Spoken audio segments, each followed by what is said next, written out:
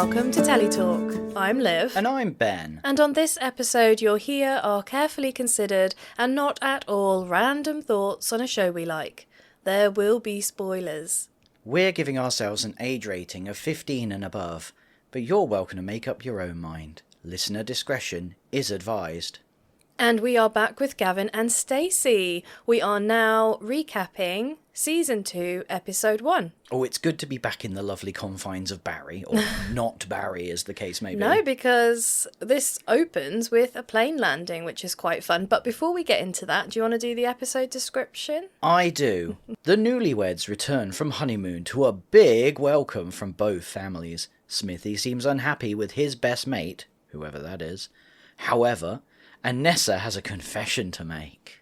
Dun dun dun. Dun dun dun. A confession that she's been dragging out for some while. Yeah, and actually our gap between Season 1 and Season 2 almost mirrors the actual gap that would have been. Maybe. I think it does.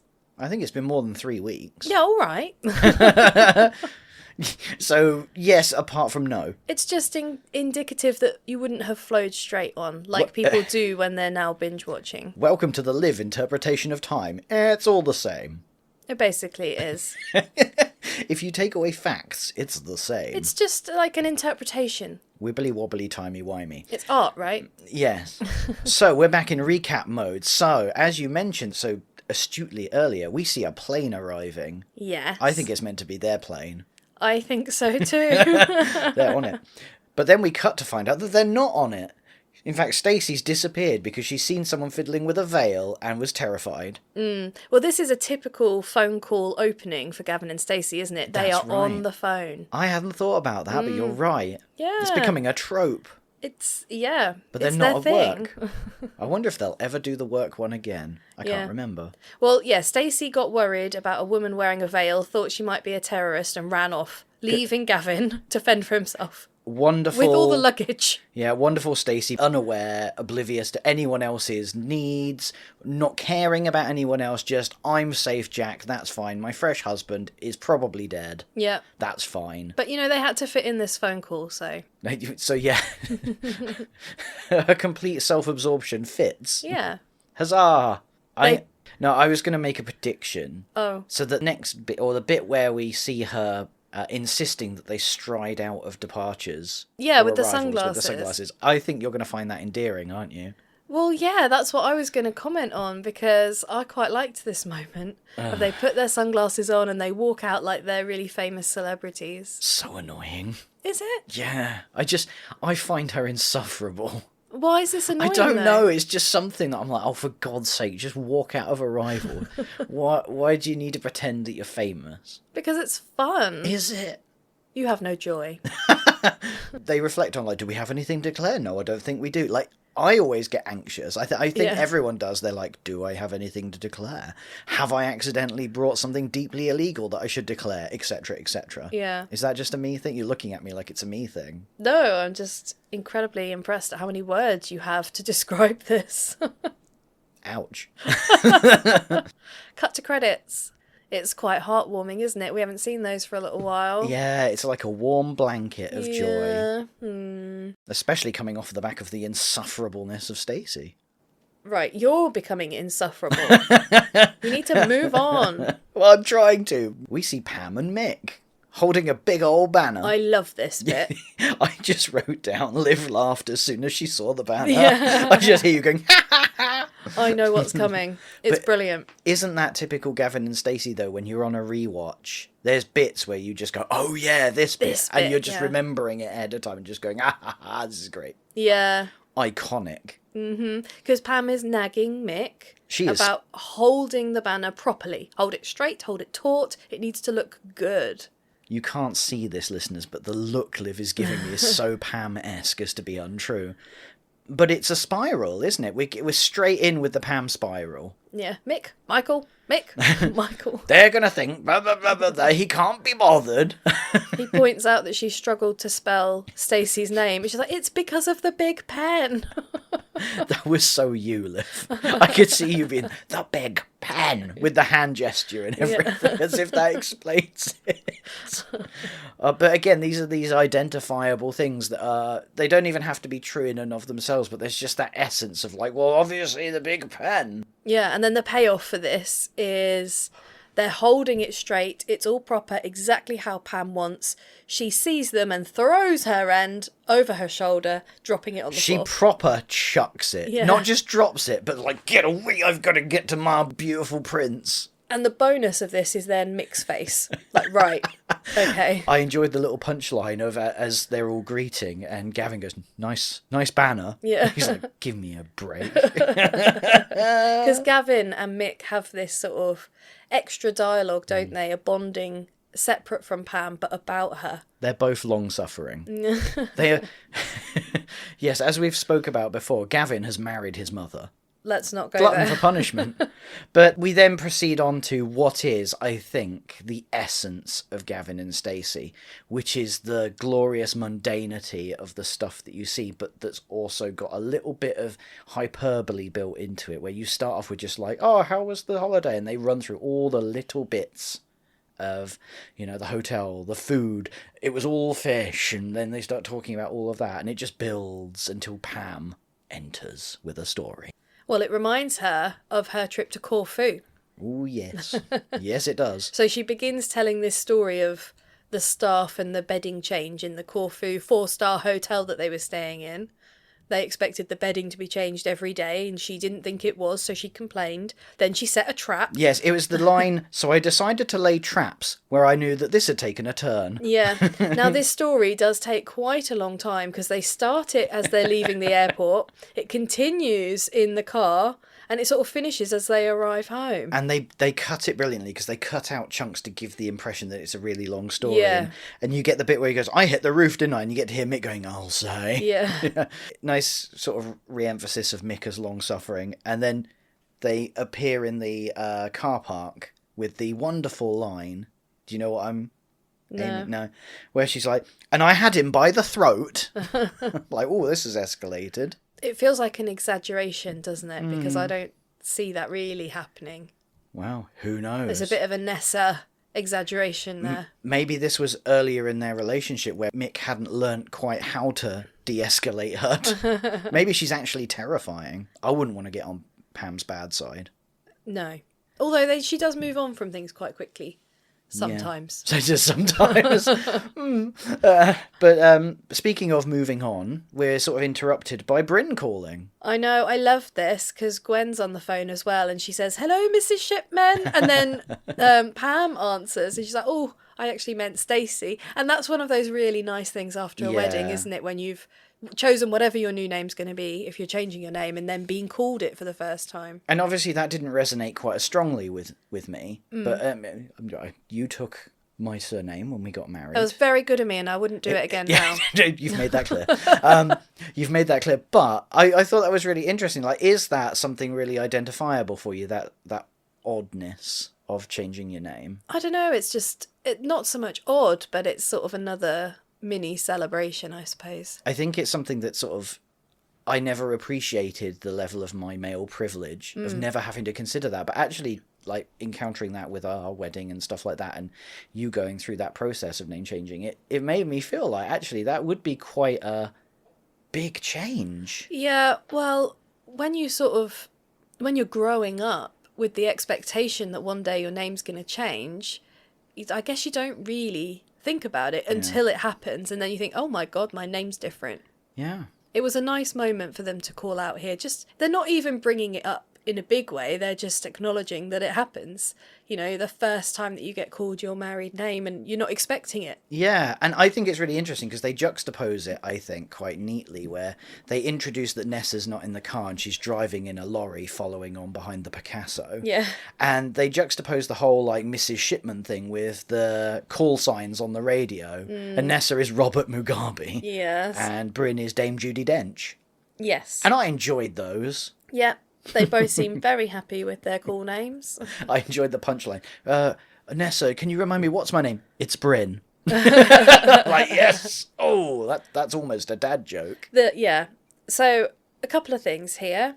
Really, the fact that Stacey's stuff didn't all fit in the Picasso, Pam should be expecting what comes next. And then the other thing is that Nessa is driving a 7.5-ton lorry, when in season 1 she said she couldn't drive. I'm starting to think that she's full of shit. But we get a wonderful cut to them arriving at the Shipman house, and Mick swings into that driveway like a man possessed. I'm like, I see where Gavin gets Gavin it. Styley, yeah. Oh, Mick, come on, I like you, Mick, but your driving's appalling, you Essex boy. But yeah, I saw that and I couldn't really see past it. I was just like, ah! Yeah, well, what they actually are talking about at this point is sort of the gossip from the wedding after Gavin and Stacey left. Sort of the fallout where they didn't see that because they were on their honeymoon. And it's another thing that's quite nice, isn't it? Of what happened? Tell me what happened. It's been 3 weeks. And of course, when they get back and it's that fancy a cuppa, that arrival home cuppa is just an institution. Yeah. Like, I identified with that more than I could imagine. Yeah. So I had a question for you, Liv, about this next bit. Yeah. So Gavin insists on carrying Stacey over the threshold. Yeah. After the honeymoon into their, I guess, their new home?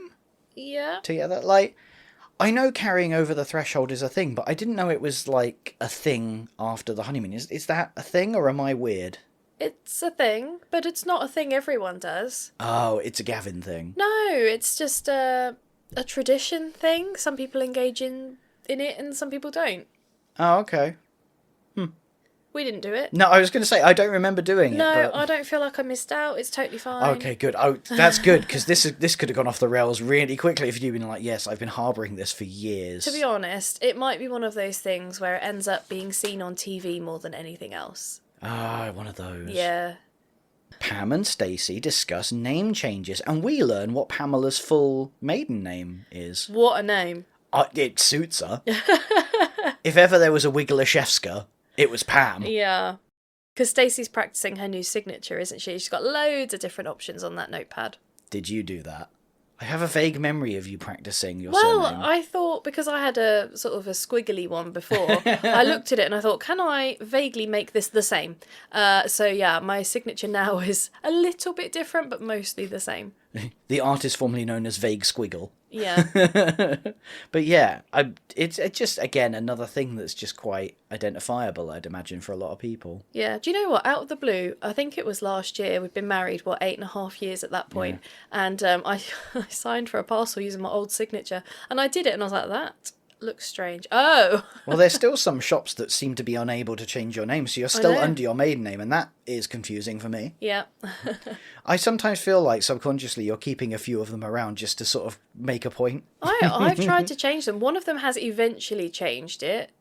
There's another one that just I don't even know how to. It'll outlive us. Yeah. We're basically, if they go out of business, fine, but otherwise... I'm just glad I don't have to take my marriage certificate in every time I pick up a parcel. Yeah, pick up a parcel. One thing that I wasn't prepared to be to have communicated to me today was that Mick is doing this scene commando. I know. Yep. Flapping about. Oh my god! I have the same reaction as Gavin.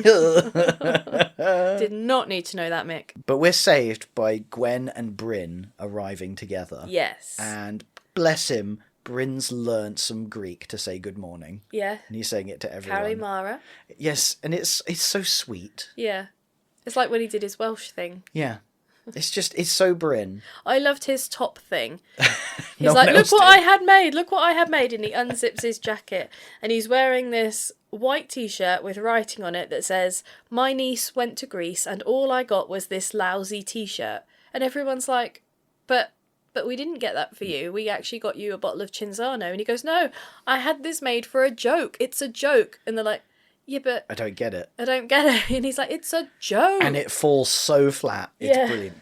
But he is saved by the horn as Nessa arrives in a 7.5-ton truck, as you mentioned. Yeah. And, yeah, he is very much saved there, because that was not going well. Yeah. Well, Nessa shakes everyone's hand, including Stacey's. In her fingerless leather driving gloves. Absolutely. What a look. I do love it. Do you need me to get you some of those gloves? Maybe. I wouldn't turn them down. Not gonna lie, I wouldn't turn them down. When all's said and done, they're quite useful. Oh, Lord. Yeah, and we get a classic Nessa ramble. Is it a ramble or a tangent? It's a tangent. We've Tangent. dubbed them, because Yeah. she's talking about being a driver for The Who. Yeah. And we get the thing of going, the one thing I asked him, and I'll ask you, is where's the book? Yeah, I don't know what that is. No. Maybe there's a Who song that's got that in it or something. Yeah, maybe. I'm not across their oeuvre. Well, they all sort of go a bit quiet and then they move inside. And as they're moving inside, Nessa leans over to Bryn and asks how the t-shirt went down. Mixed reviews. Yeah. Not mixed. Not mixed. No one liked it. Yeah, it was shit. But the tangent continues inside because Nessa's now talking about Eddie Stobart. Yet another one of her, I'm going to say, torrid affairs. Yeah, so Eddie Stobart is a company of lorries that ship things for different companies all over the country. You see them everywhere. They're quite popular. Yeah, they are popular. And lorry drivers and customers get to name the loo lorries when they come out because they've all got female names, haven't they? If one wasn't called Nessa, I know. that would be disappointing. Yeah, but anyway, she fell out with Eddie Stobart, but he did give her 2 lorries when she left. She regrets selling them now, but they were a bugger to park around Barry. I can imagine that. Whereas the 7.5 ton truck, happy as Absolutely anything. fine, yeah. Can we talk about the decoration of the truck? Go on then. With its beautiful flames and its fox attached to a fox plushie dangling off the front. Yeah. It's just, I don't know what you deliver with a lorry like that, but joy, fear, I don't know. Well, at the showgrounds used to have Truck Fest, didn't it, with all the lorries? And you got to see all of the different designs. And you think, oh, I wish I could see these out in real life. But to be honest, mostly looking at the trailers when you're actually on the road. You're not looking at the cabs. I mean, hopefully you're looking at the road. Right. Moving on. We see them plan dinner, and they initially want to do a takeaway, but then they all agree to go out to Capriccio's, the Yes. Italian. Yeah. And then Smithy arrives, and it becomes the Smithy show for a bit. It does, because Gavin's so excited to see him, and Smithy is in a mood. He's got a mard on. Yeah. Oh, such a mard on. Yeah. He gives him a death stare. Even when he's hugging Bryn, he's glaring Yeah. at Gavin. It's such a Smithy way to enter the season. Yeah. I was feeling a bit awkward this time watching it, actually. I think I might be over it a little bit. Oh, you have got a long period of time ahead, because this is classic Smithy. I know. It's a bit much, though, isn't it? And you've had a break. I know. Like I said, it's a bit much, though. I mean, I have watched this. This is the 3rd time we're watching this series in the last 12 months. We're fans. Although less of a fan now by the seam of it, Well, Liv. yeah. I enjoy that what he's upset by is that Gavin had his phone off on his honeymoon. Yes. And he's like, can we stop calling it a honeymoon? It's just a holiday. Yeah, and Gavin's like, but it's not, though, is it? It was the best time of my life. Oh, my God, so sad. I mean, our honeymoon was the best time of my life. Uh-huh. Contractually obliged. But Right. it was good, apart from that you were ill. I liked that Stacey comes in here with a really emotional plea to Smithy to hear Gavin out, and she backs Gavin up and says he did miss you. He talked about you every day. And in a nice parallel, I don't know if you noticed it, when Mick sort of chimes in, because Smithy's saying, when I was on my holiday with Lucy and her gran, I called you once, maybe twice a day, and Mick goes, maybe thrice, and Nessa goes, leave it, Mick. Yeah. So Nessa kind of comes to Smithy's defence a little bit as well, which I thought was interesting. A little nod to the future, maybe. Yeah. But yeah, and again, a juxtaposition of the two relationships throughout. Yeah. I shall take my nerdy hat off and go, I enjoyed that Lucy's been grounded. Yes. Just in case we'd forgotten how young Lucy is. Just to keep that uncomfortable through line going. They get him a present, Yep. and that's how they mollify him. Yes. And I enjoy that when Gavin says, what, give it to him now, both Stacey and Smithy say yes. Yes. Are you familiar with Nuts magazine? Well, I've heard of Nuts magazine. You've never seen a Nuts magazine? Well, around, but I've never looked through one. The now defunct Nuts magazine was very much of its time. A traditional lads mag. Yes. With From the top shelf. from the top shelf with pictures of scantily clad ladies and ratings of beer and basically all of that horrific stuff of the culture of the time. Yeah. nostalgia. You might want to say why you're referencing the Nuts magazine. Oh, that, yeah, they referenced that the alcohol that they got for Smithy was reviewed in Nuts magazine, and Smithy has always wanted to try it. Yeah. From that cultural high point, Nuts magazine, with their rigorous rating system. But they hug, and then the group invites Smithy to dinner. Actually, Mick invites Of course. Smithy to dinner. Yeah, and of course, he knows instinctively where they're going. Yeah. Capriccios, yeah. Yeah. Woo. And we cut to everyone arriving at the restaurant. Oh my god, this is awkward. Because they come in and then they see Pete and Dawn in the corner, and they all pile over. I say all. The Essex group and Bryn pile over. Like, hiya! And it's just so awkward, isn't it? It is agonisingly, monumentally awkward. There and is so tense. many silences in this. Yeah, and it's done amazingly well, because Pete and Dawn are very quiet, very sullen, giving very short, simple answers like, yeah. Yeah, they Hi. clearly want them to go away. They're one step short of going, please fuck off. Yeah.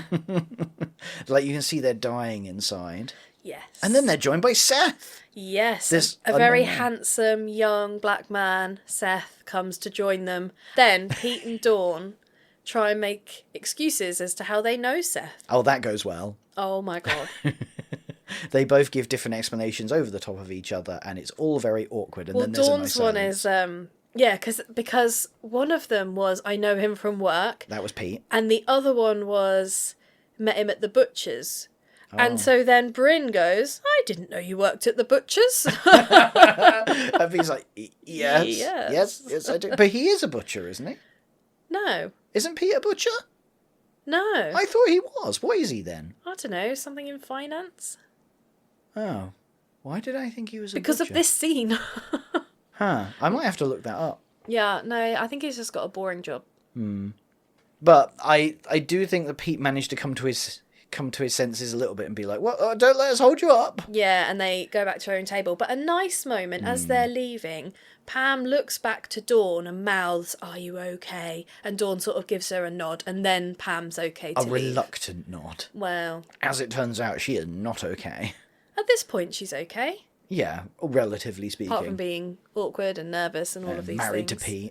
to Pete. So yeah, we cut to the table and everyone's giving their orders. This is typical Bryn. of a big group ordering food, isn't it? And there's always one, and in this case, it's always Bryn. I've just got to decide between these things, and then he lists the entire menu. Yeah. But he goes for gnocchi, of all things. Good choice. Solid. At a restaurant, though, would you ever pick gnocchi at a restaurant over? I have done, and it was very nice. Of course you have. Of course you have. I just don't think that that's going to be high up on the list of things that would be ordered. But it's very Bryn. Yeah. As it turns out, he gets to try a lot of stuff later. Yeah. And Nessa orders in fluent Italian. But ends with tidy. Tidy, yeah. I'd have loved it if she'd have finished with whatever the Italian for tidy is. I could have looked it up ahead of time. I haven't, because I'm lazy. I think I liked that this bit was in English, because it clearly denoted the end of her speaking Italian. Yeah, and then we get Smithy ordering a salad. Yeah. Caesar salad, dressing on the side. He said no dressing. No dressing. And then there's a pause while everyone's like, what? They're even more shocked than the Italian speaking from Nessa. And he's like, it's a joke, I'm having a steak. And Nessa looks all well annoyed. Yeah. Well, I thought she was unimpressed by his immaturity. This is just adding to her concerns about him being a father. As she's sophisticatedly ordered in Italian. Yeah. Ah. But they're still talking about the honeymoon. Stacey's recounting some of the stories, and they get to paragliding. Oh, yeah. This becomes another very long conversation because Bryn doesn't know what that is. No, Bryn, weirdly, being the cultured man of the world that he is, doesn't know what paragliding is. So they have to explain it at length, and it completely bamboozles him. Yes. Nessa slips off to the toilet. We don't think too much of it. Now, I was going back to Bryn, having this chat, learning about paragliding, and I thought, gosh, he's a great person to tell a story to. He's very reactive. He gives you the emotion that you want from it. He's impressed. He is loving hearing this story. As this goes on a bit, Stacey gets up and follows Nessa to the loo. Stacey's got an agenda, and she cannot wait to solve this, so she's going to go and get a mard on at Nessa. Yeah, well, she wants to know why Nessa hasn't told Smithy about the baby. She's having a strop, it feels like to me. Like Stacey does everything as a strop, and it annoys me. Well, this is quite serious, isn't it? And from Stacey's point of view, Nessa's had 3 weeks to deal with this, and she hasn't done. And Nessa's excuse is, he's vile. And she saw his disgusting face. Yeah. Oh, fair enough. But this gets your classic cinematic thing of Stacey finally says, yeah, but Smithy sat out there not knowing that you're pregnant with his child. And Gwen walks in. Yeah, Gwen overhears that as she comes in, doesn't she? Big cut to Yeah. Bryn not understanding paragliding. Yeah, still more in-depth conversations about how paragliding works. And he's going, what? In the air? Well, my mind is blown. Yeah. But I enjoyed that when Smithy tells the sort of the tangent story about Budgie jumping into the sea. From a cliff. It builds a familiarity of the group because they've all obviously heard this story a lot because they all jump in and do the punchline of it together. Well, also, in the build-up to it, Smithy's like, it was like 500 feet, and Gavin goes, it was 80 feet. Yeah. Like, he's bringing some realism to it. It's really good, effective world building of like you're hinting at this historical experience of everyone having heard this story a bunch of times and knowing it off by heart and joining in. It was just really nice and really clever. Then the food arrives. Bryn has clearly forgotten what he's ordered. Because he ordered the infinitely forgettable gnocchi. Because he had so many options, he couldn't remember what he chose. Pam goes to fetch Nessa and Stacey from the bathroom, never comes back. No, that's true. She walks in on their chat and they're all just like, you better come in. As Yeah. if it's an office. Yeah, and then almost immediately, Dawn runs in wailing. Oh, that is very, very loud, very dramatic wailing. Yeah, she takes over everything, doesn't she? Pam shuts that shit down. She's like, I'm the dramatic one here. Whack! Yeah, she literally slaps around the face. It works, though. These are very two good friends if they can do that. Yeah, how many of your friends do you think you could slap in the face and get away with it? One. There's, Maybe two. I've singled out one, maybe two friends that I can physically assault, and it's fine. In a context such as this. Yeah. Not just in general. But Dawn tells them that Seth had been invited to add some passion into their sex life. They met him online. Yeah. Oh, using a very old photograph. I know. What was interesting was the reaction. Again, following on from what we've seen in season 1, where we talk about like the spicing up of marriages and things. Like Gwen and Pam are both really open to it, and that's refreshing. Yeah. Like they are all for it. Safe words. Password, safe words. Password. Well, I mean, whatever works for you, Liv. But yeah, I love that we get Pam and Gwen are all for it. Stacey is unimpressed. She's like, what? Why are all these mothers talking about this? Kind of like a reverse of what the stereotype would be of like the young people being up for all of this, but the older ones not. They flip reversed it. Yeah. It's just, and of course it is her mum and mother-in-law talking about it. But like, Yeah. I just thought that was nice and refreshing that openness, not treating us wrong. Yes. The reason Dawn is upset is because Seth has left, saying that their photo was not representative of them, and he can't go through with it. Dawn's very upset, can't understand. She hasn't changed that much in 15 years. and Dawn is placating her, going, no, you're beautiful. And then right at the end, she's just hugging Pam, and she just looks up and goes, why are you all in the loo? Yes. And then Stacey recounts. This is a theme of this episode, the retelling of the same thing by different people over and over. Nessa's pregnant, and Smithy's the father. Whoa. Yeah. And we get to cut to Bryn admiring the size of a peppermill. And they didn't go for the joke. No. They set it up and let you fill it in yourself and then moved on. It was just like, Yeah, and then Smithy gets annoyed at Gavin bringing up the honeymoon again. And that he's drinking wine for some reason. Yeah. It's slimming. Is it? Is it? And then Mick sort of has enough, and he goes to try and find all the girls. They've all disappeared at this point. And he checks in with Pete on the way. Yeah, he went for the girls. He had to settle for Pete. Pete, oh my God. Super drunk Petey boy. So drunk. Very drunk. And he says, do you think I'm attractive? And then he does this brilliant smile. Well, at the moment, your teeth are all black. Yeah, his teeth are stained black from the red wine he's been downing. And in that time... Sorry. Yeah, Pam then summons Mick to the ladies' loo. Just get in here. What? Yeah. Wham, in they go. Yeah. They quickly update Mick about what's happening. Nessa's pregnant. And then everyone says, and Smithy's the father. And then Dawn asked Mick to fetch Pete, and I just had poor old Mick. Yes. He's stuck with it. He just wants to eat his dinner. Yeah, because then we cut back to the table, so all the food is at the table, and we've only got Gavin, Bryn and Smithy left. And then Gavin looks over and sees Mick trying to pick up Pete to take him to the bathroom. So he goes over to try and help that situation. So now we're left with just Bryn and Smithy. And God, isn't Bryn's life a bit bleak? I know. I've never had a best friend. I had my brother, but he's dead now. Yeah. It's just like, oh, jeez, Bryn. How are you so cheerful? So Smithy offers to be his best friend, which is really nice. Yeah, but doing it out of spite. Well, sort of, yeah. in the way that we expect from Smithy. Yeah.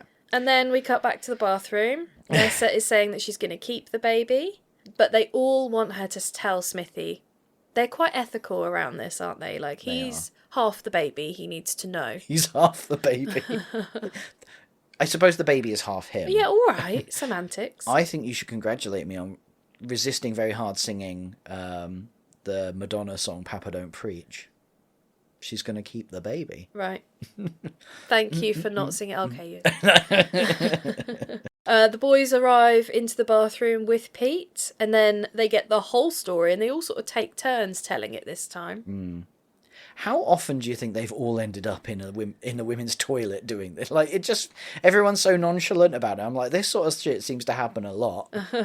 I like to imagine, like, do you think at any point during this, someone else from the restaurant has gone to use the loo They and just must gone, have done. yeah, I don't think I need the toilet now. I don't really need the loo. There's no. men in here. They're not going to be welcome back to this establishment. No. But we go back to the table then. Smithy and Bryn are eating everyone else's food. Which is great. Yeah. Do you want some of Gwen's lasagna? Yeah. I will. Yeah. I thought that was a really sweet moment, actually. It is. And what's nice is, like, Smithy starts to escalate in his anger towards Gavin. But Bryn, in one of his times where he gets stern, shuts that shit down. Yeah, and I think he actually has Smithy's respect, because he does seem to listen to him. Well, it's like being told off by a cuddly teddy bear. It's sort of a bit disconcerting, so I think it feels stronger from Well, I think Bryn. it's also because Bryn is so willing to listen and so willing to learn from other people and all of these things that when he disagrees, you kind of listen a bit more. Yeah. And we cut from that back to the toilet. Yeah. And Gavin is pacing, freaking out. Yes, he does not know what to do with this information now. And he's started to process everything, and he's now focusing on the fact that Stacey knew for weeks. Yeah. And she's like, I tried. And he's like, you didn't try that hard. Yeah. I loved it. Then she starts telling him all these random, you know, when I said this, that got nothing to do with anything. He's like, yeah. She goes, I tried to tell you then. And he's like, so you made all that up? Oh, no, that was all true. Yeah. Because, of course, it was an obscure random thing about Nessa. And then we have Mick again, the voice of reason that we all need. And he says, come on, we need to go and tell Smithy. It's always Mick that brings everyone back down to earth and cuts through all the shit to go, right, let's be decent human beings about this. So they kind of charge back to the table. They Nessa do. in front, she sort of strides up, telling Smithy she has something to say. It's so dramatic and so soap opera-y, isn't it? Yeah, and then we get the final one of these. I'm pregnant and you're the father. Dum, dum, dum, dum, dum, dum, dum, do, do, do, do, do, do, do. The EastEnders theme Yeah, tune. yeah. So for anyone that's not in the UK, you're going to have no clue. It's a soap opera that runs and has been running since God were a lad in the UK. And it's just they always do these big dramatic things. They're there for the drama, aren't they? Yeah, classic daytime telenovela stuff. But we get the lingering shot of Smithy's face, and we can only imagine what's coming next. I think Smithy's going to be fine and it's all going to go well and they'll get married in a quick wedding and live happily ever after and there'll be no more episodes after today. Maybe one. I think you're wrong. Right, what are you rating this episode? This was great. I think this was a classic. A classic. If you had to pick like an episode that illustrates Gavin and Stacey, this is right up there. So I'm going to rate this a glorious 7 disappointing gnocchis out of 7. I'm going to 7 other people's meals out of 7. I was going to say, because using the word disappointing for a top score. It's fine. 7 out of 7 stars in Nuts magazine. Right.